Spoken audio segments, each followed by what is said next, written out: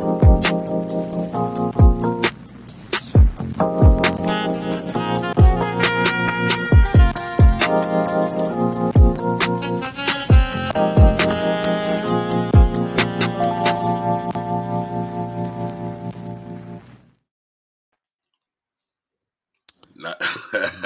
LeRoy.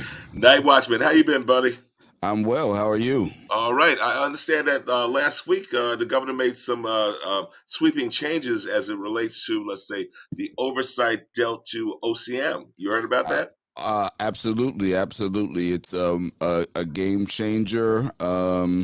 It's there've been a lot of issues with OCM's rollout, and the governor has decided we needed to take a closer look. So we're going to jump into that. Okay. Well, NightWatchman, you did say a game changer. Good or bad? What's up? We won't know for about 30 days. All right. Then you know what, NightWatchman, let's get it popping, as they say. So you know what, you actually first brought this woman to my attention. She's in the space. She's been there. She's been a powerful advocate and voice. It can only be Scheril Mary Powell. Bring her out, Esquire. Yes. Good evening. Welcome to Soul Lounge Primetime. You're on mute. Oh, see, when NightWatchman, sometimes when he doesn't want to hear somebody, he might put them on mute, but not. That's right, not Scheril. Hey, good evening, everyone. All right. Thank you for having me. Welcome. I've seen your streams. I think this is a great show. Great way to educate the community. That's what we're here for. I see Uptown Harlem all day, and I'm pretty pleased about that. So glad to be a part of this podcast for today, and we can talk all the things cannabis. Beautiful. NightWatchman, you didn't pay to say that, did you? No, but I'll pay her later afterwards. Actually, I'll accept it. Just don't tell me it's in the mail, because we're not on that slow mail stuff right now. You better tell me. NightWatchman, she went there. So having said that, I met this other young brother, a powerful guy. He actually reminded me that we actually first met when we were having the quote unquote the official opening of Harlem's first dispensary along 125th Street. It could only be Joe Green, man. Joe Green in the house. Right. Bring him out here. Joe! Hey, good evening. Good evening, everyone. All right. Yes. How's everyone doing today? We're well. How are you? Yes. Maintaining. Loving it. Obviously here in this brand new industry, just to support people who look like us with all the insight that's needed. So. And Joe, and why not? You know, come on. So you know what? This would not be complete without my man. And he actually, we both have a name in our brains that we will not mention. That's when we first came to actually got close with each other. That can only be my man. The partner in Cafe Melo. You know who it is, Dwight Smith. Yes. Good evening, everyone. Yeah, I'm not going to mention that name either, Curtis. I won't mention that name either. We'll keep it a secret. Wow. That's right. These are secrets, NightWatchman, that we can keep, okay? That's right. Glad to be here. Thank you. Lord Voldemort. Oops. Don't say it. There's a lot of secrets in Harlem. A lot of secrets. Well, NightWatchman, man, let's get it popping. So, Scheril, please tell me about your history in the space, your advocacy, getting thank you. Black and brown entrepreneurs. That's right. Tell us. Very happy to do that. So cannabis is where I live, work, and play. I am a cannabis, agricultural, dietary supplement, trade, and psychedelics attorney. I've been practicing cannabis law for 8 years. I've legalized in 10 states. So I'm kind of known as that attorney that would go state by state if the laws weren't right, and do testimony, work with legislators to rewrite legislation, write in some diversity language and things like that. I also work with legacy operators. So I'm the former COO of the Justice Foundation. I'm on the board now, along with Dwight. And we help legacy get into the legal industry. I call it legacy to leadership, and it's about making sure that those who built this industry, those who took the risks, are not forgotten as we move into this legal side of the business, this new emerging legal business as opposed to the traditional legacy business. Now, I always make a distinction between legacy and these new gray market operators who are like some of the smoke shops and things that we've seen where they're not of community. So I'm really here for the legacy guys. And, from advocacy perspective, I write standards. I'm on ASTM International's executive board for D37. So I write standards for the world. I have done work in England, St. Vincent and the Grenadines, Jamaica, Trinidad, all over the place. Just everything for this mighty, mighty plant. So I want to make sure that people of color, people of community, people who were harmed, especially if they were incarcerated for the plant, that they get an opportunity here. So it's access to the plant itself. That was the first tier of making sure that people had medical access. People weren't dying instead of being given cannabis as an option. And then now that we've evolved where most of our markets are medical markets, it's like looking at access to the business opportunity, which we call equity. And then also making sure that, no one else goes to jail for cannabis, but also there are a lot of families that have been separated because of the draconian laws that we've had. So I'm all about reuniting families. Let's see how we can, get people out of prison, reunite them with their families, get them supported so that they can start their new lives. And then this will eventually carry on to looking at immigration law once we have federal legalization and reuniting those families and making sure people who were deported because of the plant have that opportunity to come back and be reunited. So there are a lot of things there. I'm a Rastafari woman, so this is always on the table. So I designed 4 models for incorporating sacramental use into legal structures. So that's getting some traction right now. So, I'm an advocate. I lawyer to fund my activism, and I get to work with people like you guys and, legislators, regulators, our legacy guys, our Rastafari community, our other ceremonial use communities in order to make sure that this is really a plant where the ownership matches the consumer base.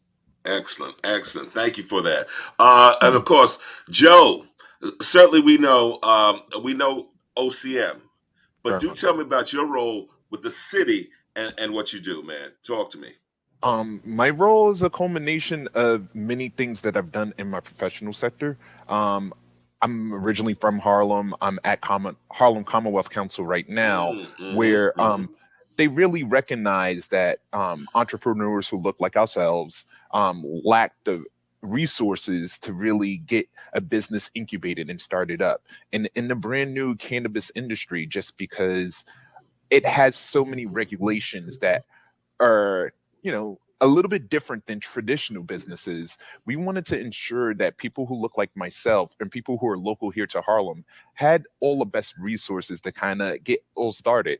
And I have a unique insight in a brand new role. I spent some time in Northern California when California rolled out the recreational plant in 2018. So I had a first hand insight as to how many of the businesses there actually worked and how some of them faltered. And with that unique insight, I wanted to bring it here to the New York market just to help a lot of those legacy operators. Many of those legacy operators, that's how they took care of their families. And I just didn't want another situation where something that's been generational here, people who look like myself are iced out of it. So my tagline is, when you come into my office, you're going to get $1 million worth of game for free. And all right. Very good, Joe. Very good, Joe.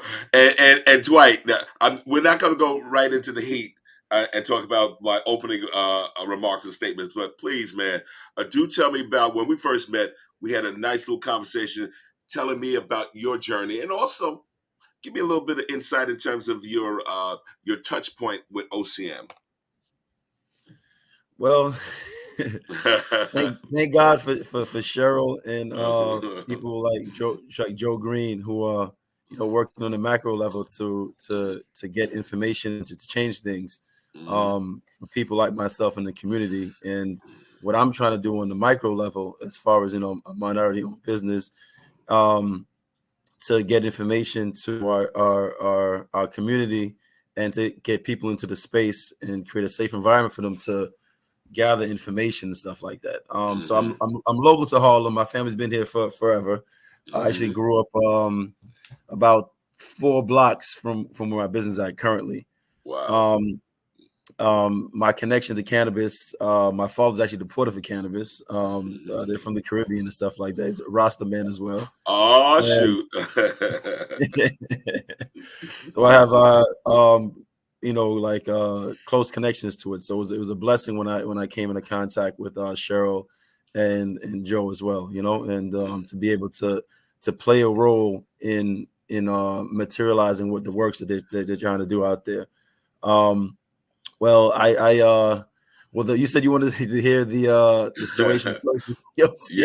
Yes. Well, I had a situation with them. I can't probably go into all the details because the matter still being like kind of reviewed. But they came to my space and try to have some issues about lemonades, and they were incorrect. But the matter's been resolved. It's been resolved and stuff like that. So it's I guess it's the price you pay sometimes when you're trying to use freedom of expression, I guess, and they interpret things how they want to interpret things, So I guess we have to be mindful, and they have to be mindful as well. But outside of that, I'm applying for my license right now. I'm going through the process with the community board, which they actually been fabulous, and I've been very supportive of the process. It's just right now waiting for them to have a full quorum so that they can make a final decision for myself and some other people who are waiting for other state license and stuff like that. But we're confident that it's actually gonna go through. And then I'm waiting for the OCM to get their act together and finish the application process. So I'm actually right now I'm actually in the queue. So we're just waiting for review of the application. And what I plan on doing is, I guess, introduce, cannabis in a way in our community where our people can understand like the pros and the cons and actually the benefits of it. Different spaces that give information differently, and I think Harlem's very unique. People of color are very unique, and we've lost or been marginalized and pushed out of the space that we've actually built and maintained for all these years. And I plan on doing it in a community like centered, holistic way. Absolutely. Well, one of the things, and Scheril, please help me here. Probably 2 points here. So, I open up with, of course, some of the changes that the governor announced as it relates to OCM. Okay, what was happening there, and then maybe give me your thoughts in terms of, let's say, more education for this community, right? And whether or not what you've seen in terms of rollout has been good, or are we doing some of the same playbook like I might see in the West Coast, California, or Colorado? Tell me.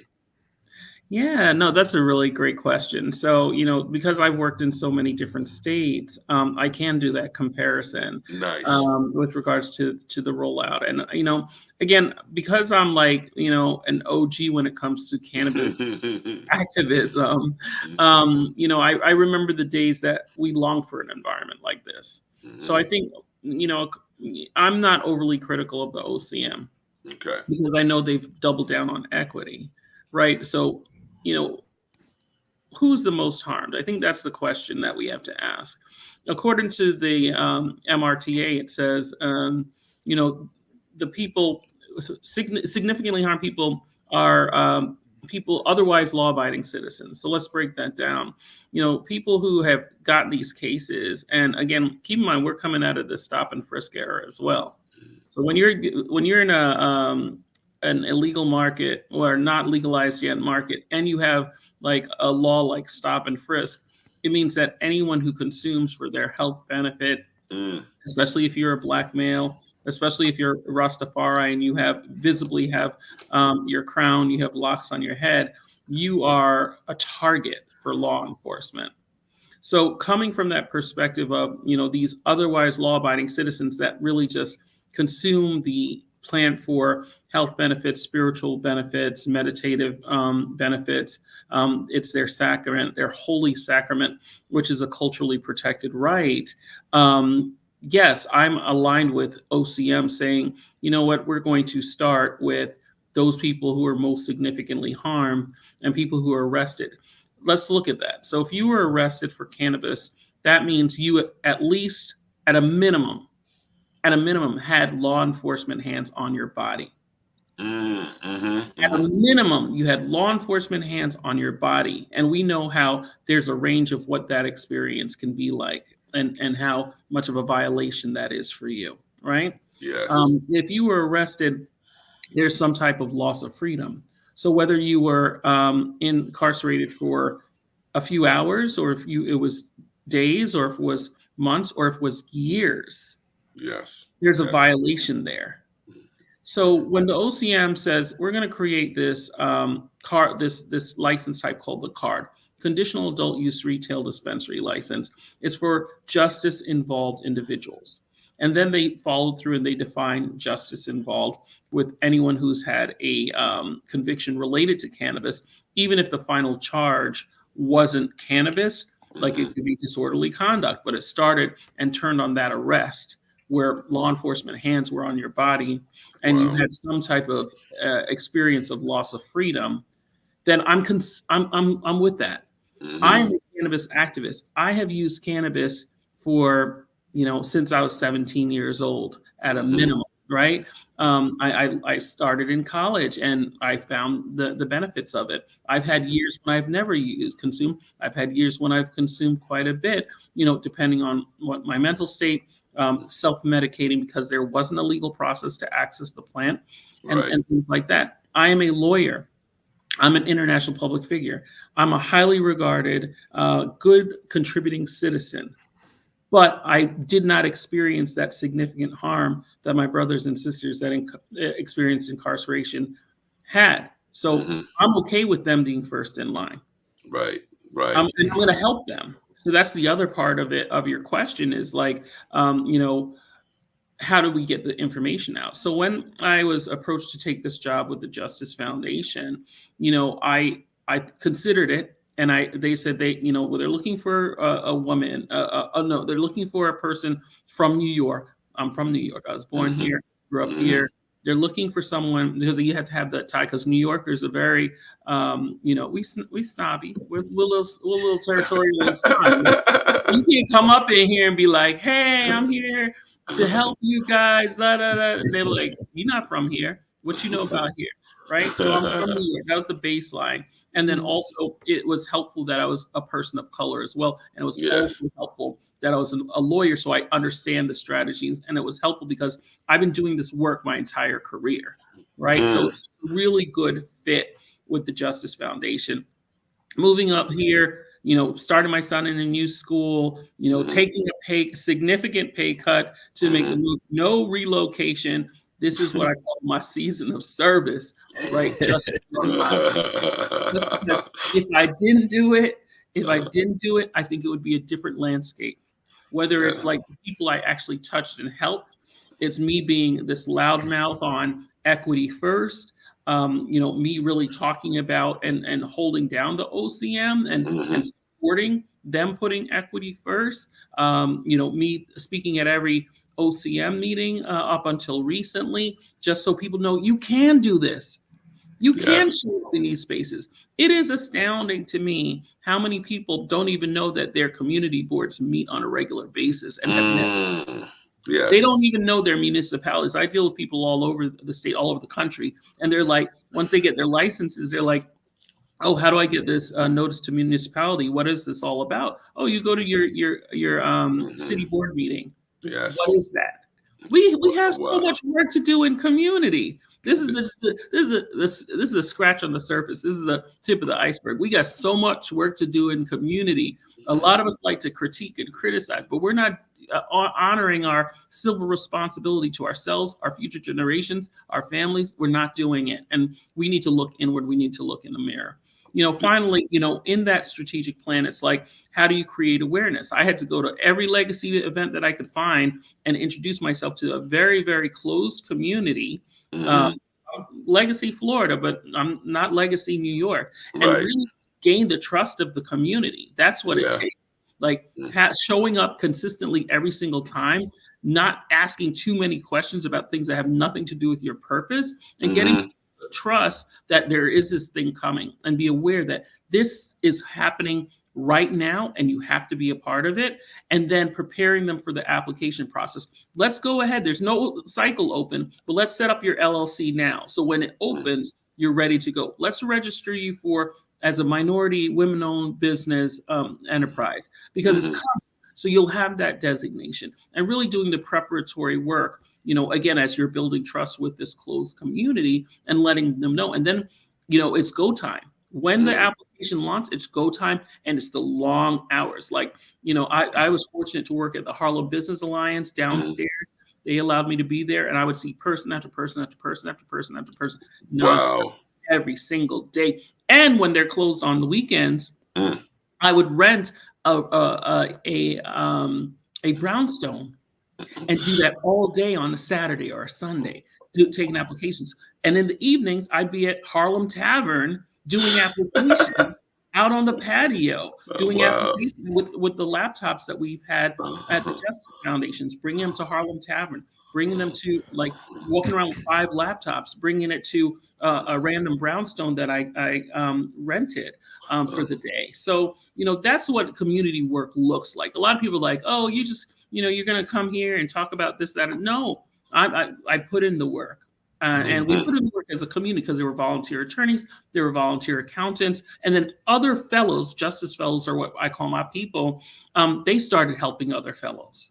So we created this community awareness, community support environment ecosystem, which included the professionals in our community, and not necessarily in our community, because I had more white attorneys volunteer to help than I had Black attorneys volunteer to help, to be clear. But creating this ecosystem of awareness and support, and with that came empowerment of, you deserve this. We have a broken relationship with law enforcement.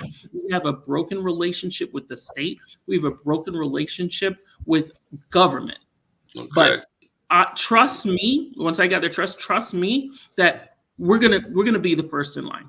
Nice. Let them say no. Let them say that you're not eligible. And then from there, it's creating the leadership in the industry, and say, what do you do post licensure? And we'll talk a little bit about that. I want to hear from my fellow panelists, but we'll talk about after a license. But no, OCM did a great job, because they risked their careers, their reputations. They're being slaughtered slaughtered in the media. And all the leaders say, you know what? We recognize that the MRTA recognizes these most significantly harmed. We're going to be consistent with the legislation and really think about, what does it mean to be most significantly harmed?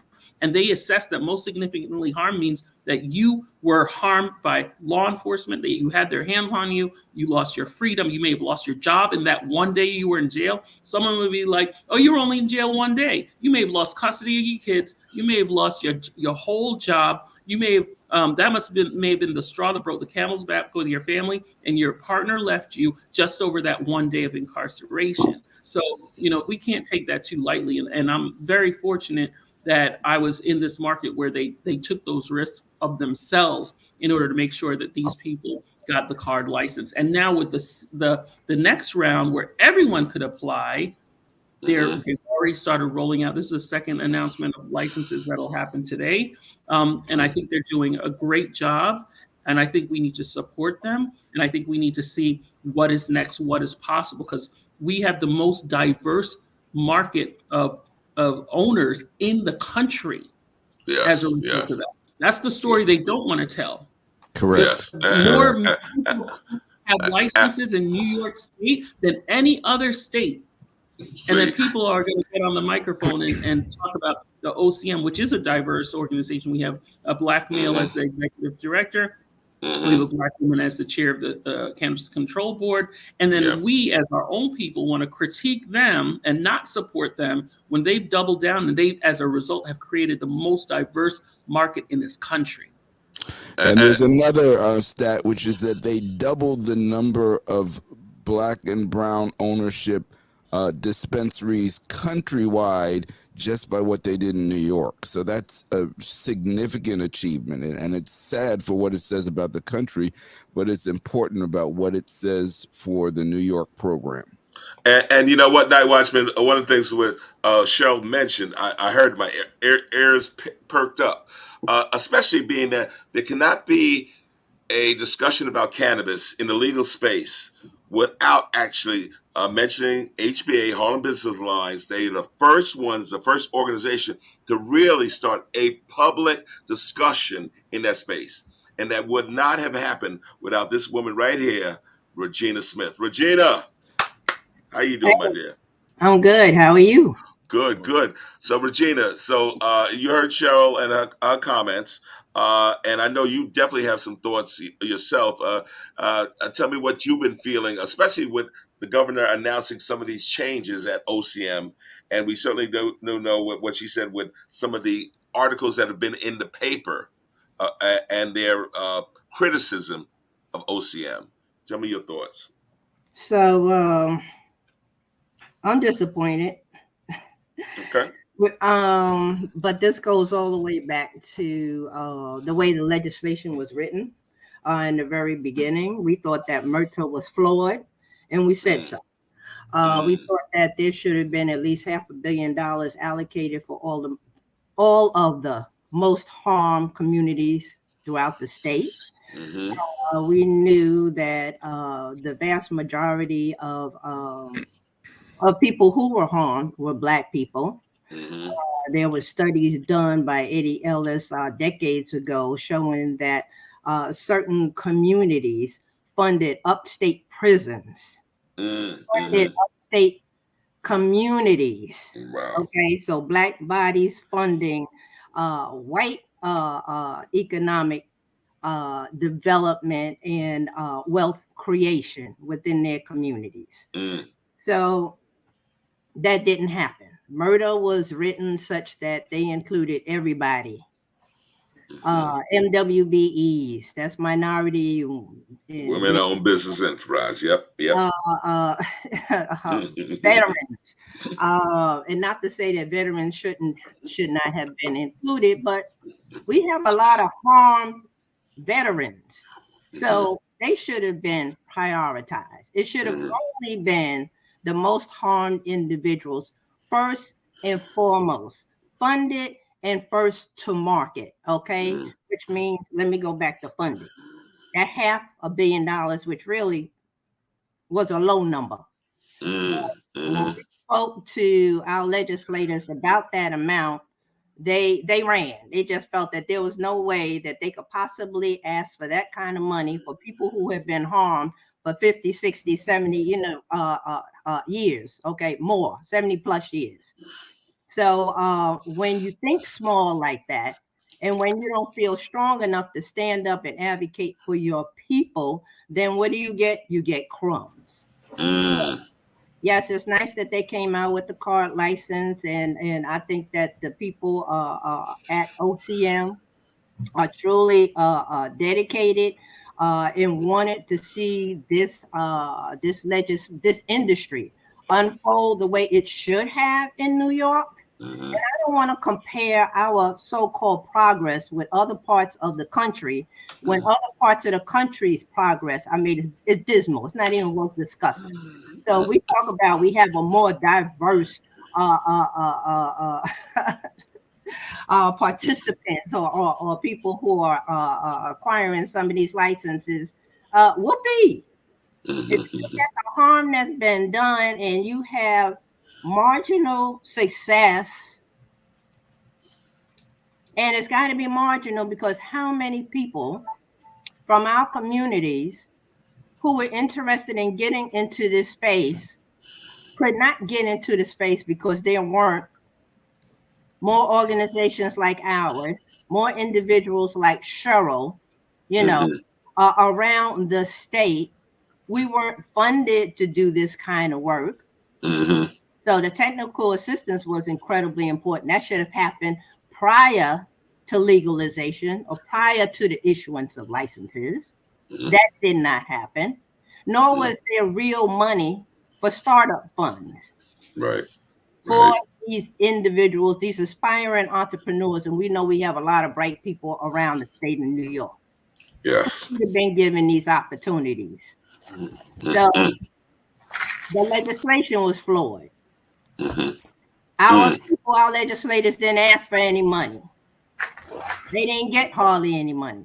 And then, of course, as Scheril mentioned, there were all kinds of attacks that came from everybody. The ROs, other veterans who hadn't been harmed by the war on drugs. And there are other veterans who are highly successful because they're white. You know, they've had access to capital. You know, they've done well in their life. Again, the most harmed individuals basically were ignored, were put in a situation with almost insurmountable obstacles. And when you don't have capital and you don't have good technical assistance, you don't have good attorneys, then those few who have gotten through so far, we have to be concerned about them being preyed upon, because we've seen that happen in other states, you know, where they enter into predatory agreements because they haven't been advised properly and there hasn't been enough money allocated so that they could be protected. Yes, gotcha. We're looking at what is going on right now. Yes, they are attacking. They're going after OCM, the people, the staff. They're going after them hard because there was never any real intent for us to get a major percentage of the revenues and the wealth that will be created from this industry. That was never the goal. And so we see what is happening is what typically happens across all industries is that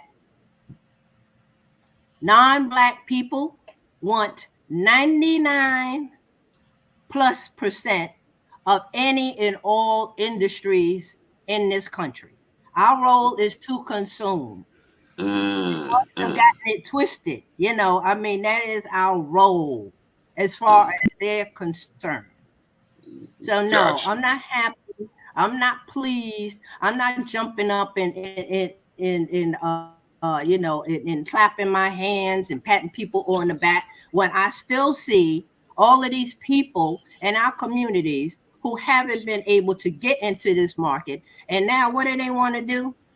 They have put money in the budget to repair the harm that has been done to these white farmers.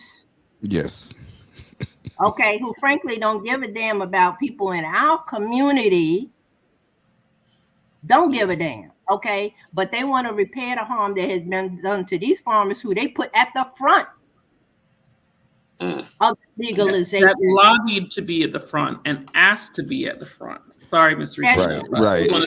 They asked for this advantage that Cheryl, they got. I'm sorry. Yeah, Cheryl, let me finish, please. I'm sorry. I'm older, way older than you. And so they put them out front. Okay, they grew product which we knew wasn't going to be the type of weed that our folks are accustomed to consuming. We knew it wasn't going to be high quality. Okay, but that's another trick bag. The folks who got dispensaries were told that they basically had to sell that. Okay, and you know what happens when you sell bad weed or mediocre weed to people and it's more expensive than what you've been getting? You don't go back. Yeah. Okay, yeah. So every way, I mean, and it's just like that money is in the budget. They intend to pass this legislation providing loans and grants to these white farmers who haven't been able to move their product and who are suffering economic distress. Okay, now we don't see that level of concern for our economic distress, as I said, for all of these decades. That's one thing that they're doing. The other thing that they're doing is, well, they talk about the community reinvestment fund. So we're supposed to be real happy that 18 months, 2 years down the road, I mean, there's some monies that go in, from the taxes that have been generated from the sales thus far. Most of which is being generated, I would think, at least here in New York, by white founded nonprofit organizations. But okay, moving on from there, the reinvestment fund. So looking at what the advisory board would like to do with that money, I mean, there's a great emphasis, on mental health and children education and things like that. And all of those things are important, but we're always in a situation where what other people think is best for us is to address the symptoms. If we had more Black-owned businesses that would thrive in, more Black people would be hired to work in these businesses. We'd be able to bring our children in, our neighbors in. We would be able to thrive economically as a community, as opposed to always looking for jobs and positions with organizations and businesses that are not headed by our people and who really don't appreciate our culture unless they're producing it, or even when we're making it, we're not getting the kind of money that we should be getting off of that. So there's so many different ways that we are being played, and we've seen those of us who are older, the elders in the community, and I consider myself an elder at this point. Seen this before. I mean, we've seen it before. So yes, the older ones, I mean, we're not happy. We're very disturbed by the way that this is unfolding, and sad to see how our younger folks, dedicated, committed, some of them are realistic and whatnot, are being horribly treated because we're not wanted and we're not expected to make any money. So yes, you. Absolutely. And thank you for that, Regina. That's quite a bit to dissect. But Joe, some of the thoughts on some of those comments. MRTA, literally what's been happening there. We know what's that attack on OCM. Tell me your thoughts. One thing that I want to lead with, just to piggyback on what Regina said, I have a unique background, and I spent about 5 years working for Nielsen Media Research. And one thing that she mentioned, in our community, we're really considered to be the consumers, but we're never the ones who are the incubators or the business starters. One unique insight that I got from working there was the minute a dollar enters the African-American community, it leaves almost instantaneously. Whereas in other communities, whether or not it be primarily Asian or primarily Hispanic speaking, they generally get that dollar and it circulates in their community. There's many of times where families come together and pull together their resources to build businesses. And upon moving back to New York City in 2020, I'm originally from Harlem, went to elementary school here, went to the illustrious Rice High School. And when I walked down 125th Street, many of the businesses that reminded me of my childhood, that really pushed forward that culture, are now big box businesses that are not unique to New York City. And working with small businesses specifically, I'm incentivized when people who look like myself are at the head. When, kind of to what Regina said, they can leave behind their business to their family members, to the younger stewards that are there. Recognizing that this cannabis industry is something historically here in New York, that in the African-American community, it's generated generational wealth. But I've also seen many people who look like myself go behind the wall just for being able to supply medicine. In my eyes, it's no different to be a pharmacist at Dwayne Reed. I really wanted to maintain that those people who have been able to provide for their family generationally still have that. When I consult people as a technical assistance provider on this matter, there's usually two profiles of people that I meet with. I meet with a drug dealer who's trying to become a businessman, and I Mhm. meet with a businessman who's trying to become a drug dealer. Somehow I have to meet them in the intersection, and many of those business people who are looking to enter this recreational field, they don't know the security issues that come along with it. They don't know the subsector of culture that we've kind of built. And I try to tell people to zoom out on this. New York City is still the best city in the world, in my opinion, and how this market rolls out in 3 to 5 years, it's not only going to have an impact nationally, it's going to have an impact globally. In this cannabis industry as a whole, many of the people who look like us, who've achieved that level of wealth, whether or not they be entertainers, whether or not they be in the sports industry, a lot of them have a vested interest in marijuana. Yet, when we think about cannabis holistically in the United States, one of the major markets, California, is headed by Joe Montana, a former football player. Doesn't look like us, and he pretty much controls most of the California market. Wow. Not somebody with any legacy background, not really incentivized on helping people who look like us, but really kind of coming in, taking over that supply chain market, and then forcing people to, really buy his product. So my hope is here, not only from being a technical assistance provider for those in the retail sector, I want to encourage more people to go into the agricultural sector.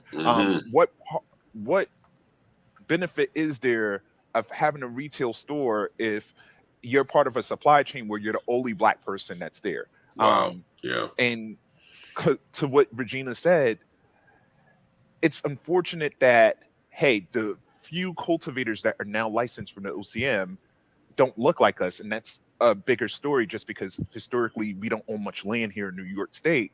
Right. But I really want to be able to really have this collaboration over competition and really pull together our resources. In the legacy market, it's been a culture of secrecy, just because, it's still federally prohibited, and it was something that many of us were arrested for. So many of those who do know how to cultivate on a small scale level, or who've really been able to cultivate cannabis products to aid for the holistic medicinal benefits for people who look like ourselves, they're somewhat apprehensive to getting into this legal field, just because they feel, hey, if I was able to make $150,000 to $200,000 without paying any taxes, what's my benefit to going into a brand new industry and possibly making $40,000 and being an employee? What my hope is showing them that there's 1,000 ways to skin a cat. There's many ways to make money in this industry, and really kind of pushing forward the workforce development and really trying to incubate with the limited resources we do have to ensure that in the next 3 to 5 years, there's still people that look like us. And any other industry, whether or not it be food and beverage, whether or not it be in nightlife, historically in Harlem, I walk up and down 125th Street, Shriver's Row, 145th Street, and I don't see the business owners that look like me anymore.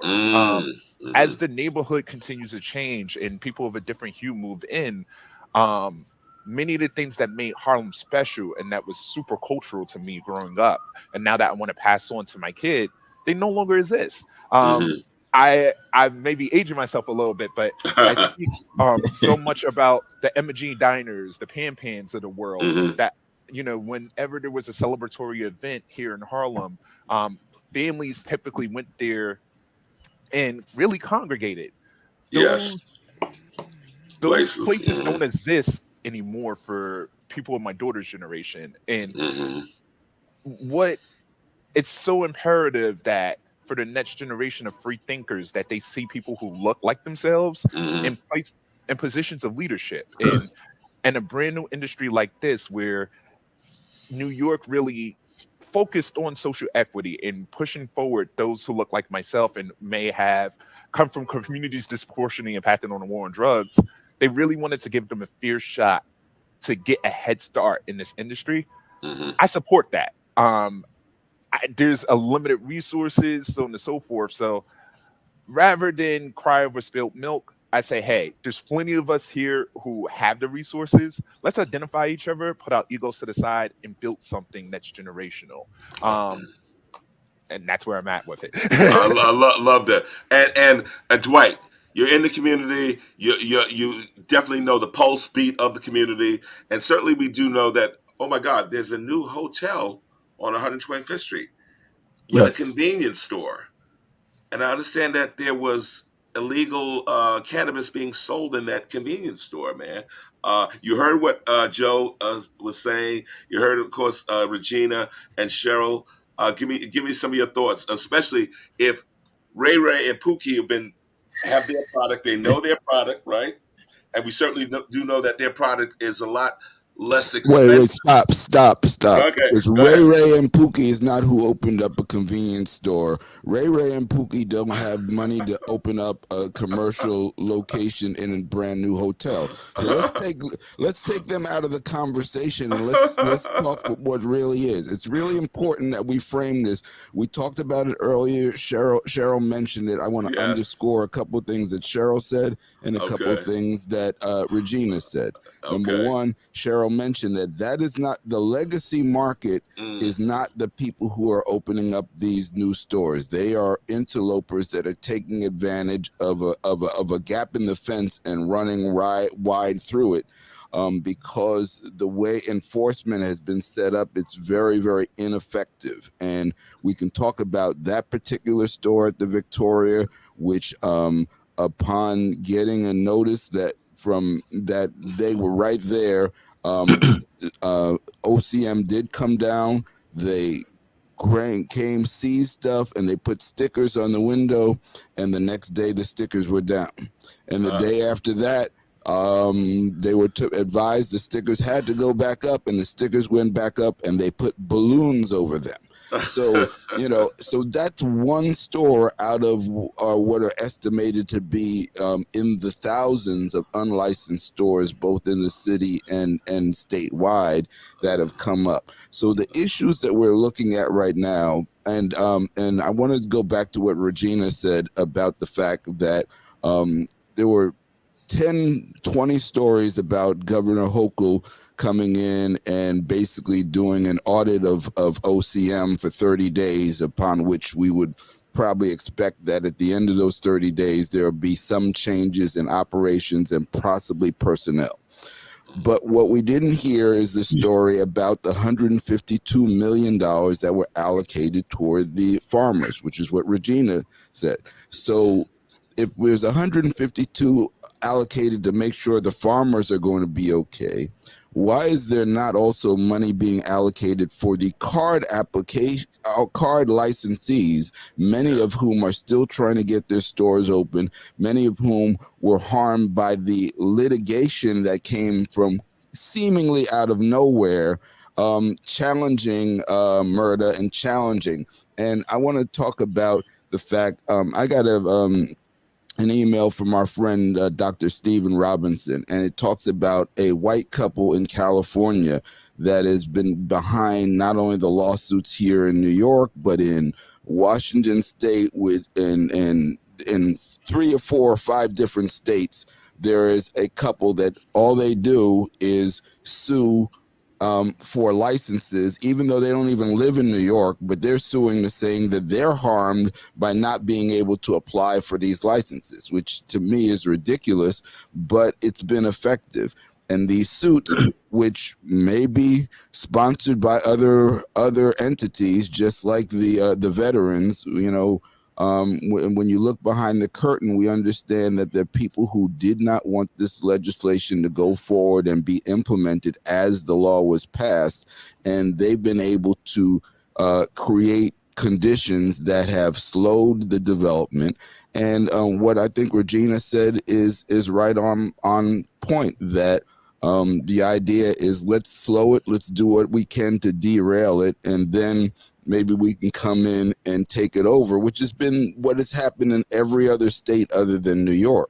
So we have to be very vigilant in understanding that whatever changes are made from OCM, they have to be changes to get it on track to what the law was supposed to be, and not wholesale changes to say, oh, well, blah, blah, blah, blah, it didn't work, and so we have to start with a whole new thing and forget the reasons why the law was passed. And the law is very specific on certain things. And as Regina said, we did not get everything, but we still got a law that was more focused on social equity than any that we've seen in the country. And Night Watchman, I didn't think you were going to throw that curve, but you did throw the curve. So it's not a curve. I'm not throwing a curve. I'm telling you the curve that's coming. You know, I want to hear some comment. Dwight, what you got to say, man? Please. Well, I mean, a lot was said, you know. Again, I want to reiterate, you know, thank God for people like Scheril, Joe. I'm just meeting Regina Smith for the first time. She said some very powerful things and very raw and very direct, and I agree with her. Again, I've had personal experiences with the with justice system, and so when Regina spoke, a lot of that stuff resonated with me, and especially when you're dealing with people of color in the government. Yes. You know, regardless of whatever rules or laws you want to make, you know, people have a lot of faith in it because they don't understand how these things are applicable to like situations and people. When it comes to people of color, you know, just like the OCM, you know, I'm happy that you have people of color there and it looks good on the outside. However, do they have the resources to follow through on what the law says? And more times than not, when you have people of color in places or positions, we're not supported. We're not given the resources to actually be successful. So it's like a mirage almost, right? Yeah. And the public generally doesn't understand this and know this. So it's like, okay, well, they're not doing the right thing, but their hands are tied. Yeah. You know, so I'm very happy that she was able to shed some insight on that. And I also, you know, agree with Cheril's positions. Okay, sometimes like, you know, we got to take a little bit while we can. And then eventually, you know, we infiltrate and then we try to, you know, get more and ask for more. So it's like different strategies to you know, based on what your position is or what we're working with. So I definitely understand that we definitely want more, but without support, no matter what law you create, you know, it's not going to be effective. You know, so the Night Watchman said, okay, well, you know, we have to you know, reconvene and try to make them, you know, implement or give what the law says. But it's so difficult. Resources, you know, it's social equity. Okay, we're going to give this, we're going to give that, but how? The people don't have the resources. A bunch of card holders holding these cards at the license in their hands and don't know the next step, the next movement. They don't have a proper team. They don't have the funding. They don't have the resource. They don't have the information.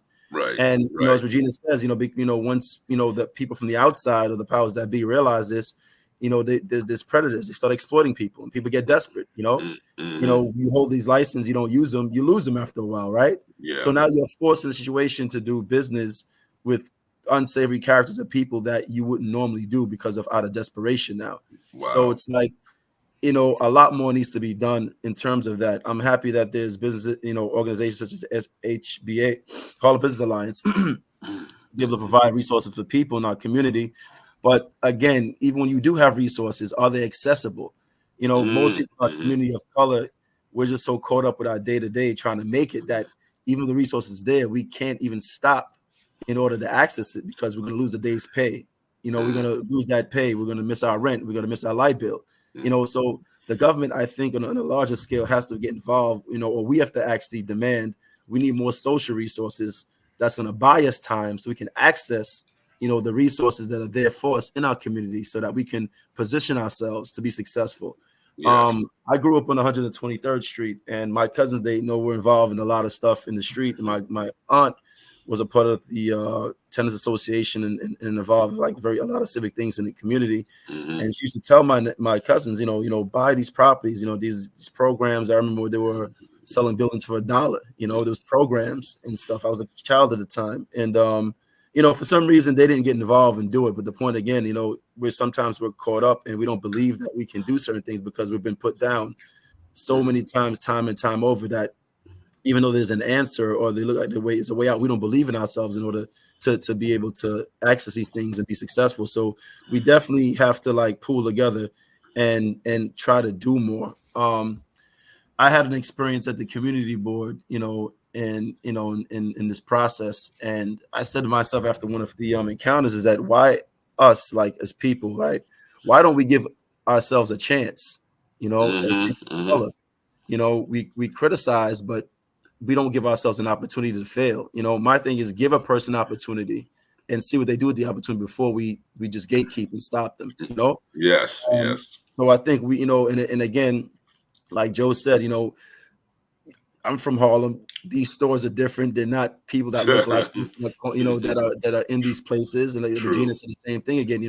We're not the ones who are calling making certain decisions because we're not in these positions anymore. So we, again, also as people, we need to give our own people a chance so that we can build our own institutions where we're calling the shots, where we're making the decisions. So it's bigger than I think. The MRTA regulations is bigger than just legislation, but we as people need to come together and to give ourselves a chance to talk so we can empower ourselves so that we can actually not only change these laws, but also make the situation more accessible and realistic by also demanding, resources so that we can have these things materialize that we need.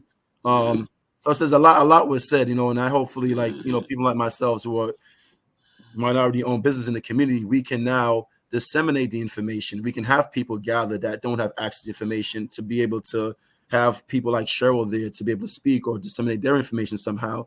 And Regina Smith, the same exact thing, so people can become empowered and learn about what resources are in the community in like a different perspective, not the perspective that the media is pushing out there, that, our people unfortunately watch and get scared and believe all these things, even the that Mr. Jordan Green has with the agency that he works for. When you look at these stores that have, I guess they said, proliferated.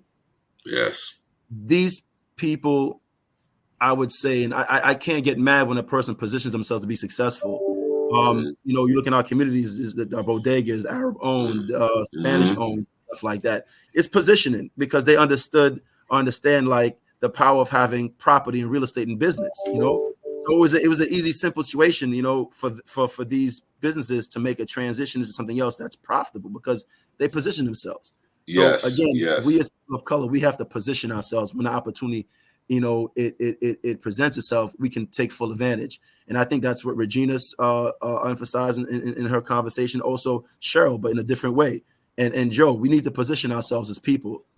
How do we position ourselves and getting the resources and support that we need to be able to do what we need to do for our people. Absolutely. And at the same time, maintaining like our culture and roots and where we are. Harlem is very different from other communities. And, as it relates to even cannabis, we should be the ones providing holistic medicine to our people, sourced from people that look like us to understand, and also giving them a chance, as well to be successful, so a lot was said. I guess we probably like 4 or 5 more hours to actually touch on all these topics.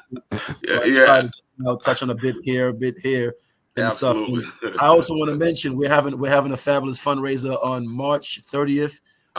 It's a joint collaboration between Cafe Melo and the Just Us Foundation, which I am a board member, thanks to Scheril. And so we can raise money to continue to do the good work that they're doing. We're actually also honoring Regina Smith, and I'm actually here for the first time. And I'm happy that she's actually going to be receiving an award because of how she's spoken, her energy. She truly deserves it. She's definitely an advocate and a fighter, and I appreciate, the fact that she'll be receiving an award. So it's on the 30th. We're having a raffle as well, and Cheryl's actually auctioning some of her services, and we just got a trip to Jamaica. It's a 4-day, 3-day trip. It's by a company, Coral Cove. Their holistic retreat. So it's a stay. You gotta pay for your plane ticket to get there, but everything else is on them. And also part of the fundraiser is there's local artists that are works being raffled off. So even with that, if you've never collected art before and want to get into the art scene, this is your chance, huh? It's the opportunity to become a collector and also support the local artists and support the Justice Foundation and a good cause. And it's an accessible fee. This raffle takes $25. $25. Okay. $25. It will go up next week, but it's starting at $25. Okay. So you have an opportunity to win to Jamaica and also to collect. Dwight, we gotta get somebody else get a word in, bro. Let's go. I'm excited. Let's go. All right. So Night Watchman, obviously, there's much more to discuss, but we are definitely running out of time, so we got to do our lightning thing. You know this already, right? Let's go. Come on. Okay. Regina, closing thoughts, and how does one hook up with HBA? You can call. You can. That's the best way. Call the office and request. What's that number? Go ahead. I forgot. 212-665-7010. Yeah, I'm semi-retired, yo. That's right. Google it. I hear you. Okay, Scheril, how does one get in touch with you? Yeah, well, first I want to publicly apologize for interrupting Miss Regina because she is really a North Star. An icon, absolutely. Well, for me, there's a special place because she allowed me to have a place to do the work, not knowing exactly who I was and how I was going to do it. So I honor her at all times, and she's going to win she's an honoree for the James Baldwin Harlem's Finest Award at our fundraiser, and it's well deserved. But as far as getting in touch with me, on Instagram @virtue&victory is my direct Instagram, but the Justice Foundation also has an Instagram @justus JUSTUS.foundation. On Instagram, we're on Facebook. I'm probably the most accessible person in cannabis, but I would like to say we need to be more strategic thinkers. When they give us grants for the work, and there's nothing left over for the strategic approach and strategic way to go about the next steps. Where we are is we have a number of licensees from community that need support, as Ms. Regina said, as Dwight said, and Joe, as far as how are they going to bring this to life.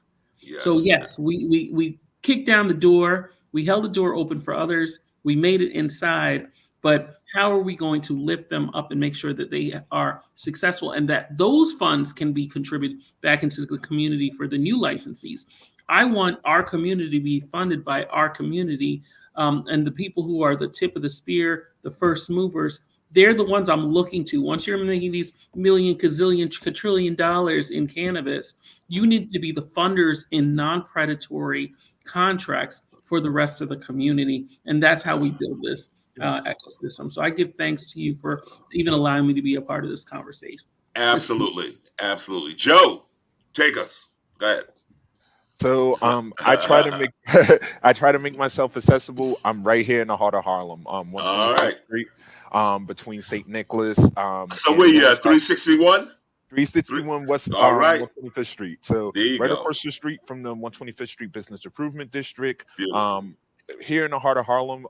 You want to contact me? I'm at number 212-749-0900. That's for Joe Green. But like I say, my moniker is, while I'm here, my goal is to give out $1 million worth of game for free. I know a lot of these business incubator services, they aren't accessible. And to what Dwight said, I try to make myself accessible on weekends. My email goes directly to my phone, as does my office number goes directly to my phone. So if cannabis is not a 9-to-5 business, I meet people where they're at. I recognize in this incubator, this information isn't meant to be kept. So I'm here to spread the joys of it. So excellent. You need any questions, just holler at me. Thank you, Joe. And Dwight, last words.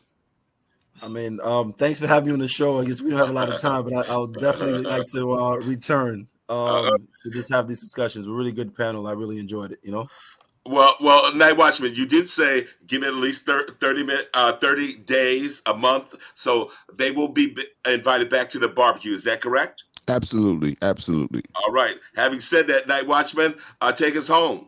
Okay, so before I take us home, I want to tell people that on Wednesday, March 27th, Good one. we're launching the Cannabis New York podcast, which is going to focus on the legal cannabis industry. We are having this a live podcast from the House of Cannabis, which is at 427 Broadway. I hope all of our panelists will come down. I'm hoping I'm going to talk to Scheril and see if we can actually make sure that she's on the panel, because she's You got better things that not we do it need without to. me. Absolutely. You better not do it without me. Absolutely. So I'm saying it right now. Scheril will be there Wednesday, March 27th. And we're going to talk about solutions, because it's really important that our voice be heard during this 30-day period. What's happened is the governor has tasked the commissioner of the Office of General Services to go into OEM, embed them for 30 days to audit their whole operations and come out with recommendations. We have to make sure that our voices are heard, so that we do not get something that is materially different from the MRTA coming at us, and that we still have an opportunity to achieve the goals that were set forth. So we hope that everybody will participate on this process. This has been Soul Lounge Primetime. You find us always on Monday nights on WHCR 90.3 FM, the voice of Harlem. Also live streaming on YouTube and Facebook, and also on all your favorite podcast platforms. So thank you for this panel, for sharing your insights and experiences, and we'll see you again soon. All right. Everybody comes back to the barbecue. Yes.